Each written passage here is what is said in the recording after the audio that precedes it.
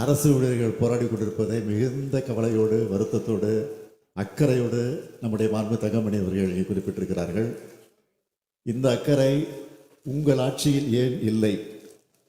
ஆனால் நாங்கள் எங்களை பொறுத்தவரை, திராவிட மாடல் ஆட்சியை பொறுத்த வரையில் அரசு ஊழியர்களுடைய கோரிக்கைகளை அவர்கள் ஏதாவது கோரிக்கை வைத்து போராடுவது அவர்கள் உரிமை. ஆனால் உரிமையோடு போராடக்கூடிய அந்த போராட்டத்தை கூட முடிக்க வேண்டும், அது தொடரக்கூடாது என்ற நல்ல எண்ணத்தோடு தொடர்ந்து அமைச்சர் அவர்களோடு அழைத்து பேசி பலமுறை பேசி அதையெல்லாம் முழு அளவுக்கு தீர்க்கவில்லை என்று சொன்னாலும் ஒரு 95-99% தீர்த்து வைத்திருக்கிறோம். ஆனால் நாங்கள் டெஸ்மா கொண்டு வரல, இரவோட இரவாக அவங்களை போய் கைது செய்யலை, கொண்டு போய் ஜெயிலில் அடைக்கலை. இதெல்லாம் கடந்த கால அதிமுக ஆட்சி நடந்துச்சு.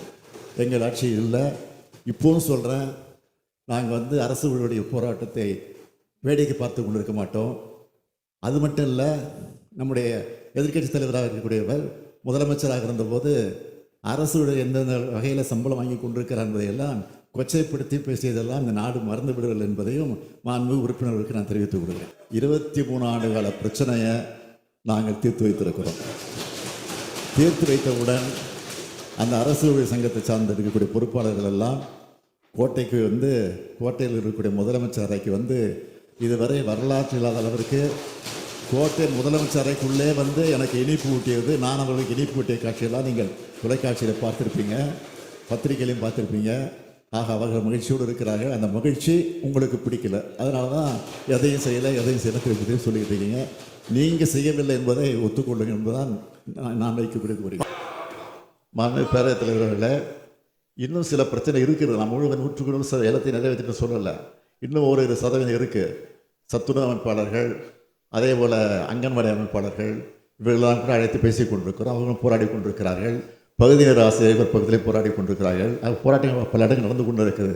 ஆனால் அவர்களெல்லாம் நாங்கள் வேடிக்கை பார்த்து கொண்டிருக்கல. அவர்களெல்லாம் அவருக்கு அழைத்து பேசி அவர்கள் கோரிக்கை எந்த அளவுக்கு நிறைவேற்ற முடியும் என்பதை சிந்தித்து நிச்சயம் சொல்கிறேன், உறுதியாக சொல்கிறேன், அந்த கோரிக்கையில் நிச்சயமாக நிறைவேற்றப்படும்.